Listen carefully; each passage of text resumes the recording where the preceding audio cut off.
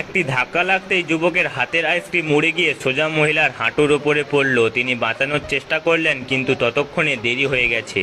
পরের মুহূর্তেই যুবকের হাতও ভুল জায়গায় চলে যায় আর তিনি রাগে কাঁপতে শুরু করেন। তিনি পিছিয়ে যান, কিন্তু আইসক্রিমের ওপর পা পিছলে পড়তে যান। ঠিক তখনই যুবক তার কোমর ধরে ফেলে। অদ্ভুত ব্যাপার হলো, প্রতিবারই তাকে বাঁচানোর চেষ্টা যেন উল্টো শ্লীলতাহানির মতো দেখাচ্ছিল।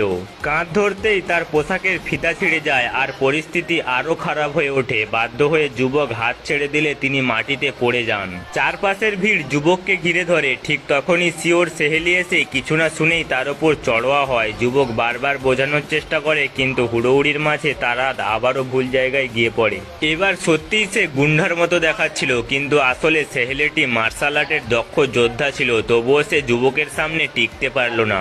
কয়েক সেকেন্ডের মধ্যেই পরিস্থিতি পাল্টে যায় এবং বিষয়টি পুলিশ পর্যন্ত গড়ায়। যুবক পুরো ঘটনা খুলে বলে, এমনকি উড়োতে লেগে থাকা আইসক্রিমের প্রমাণ দেখায় যে ঘটনাটি পুরোপুরি দুর্ঘটনা ছিল।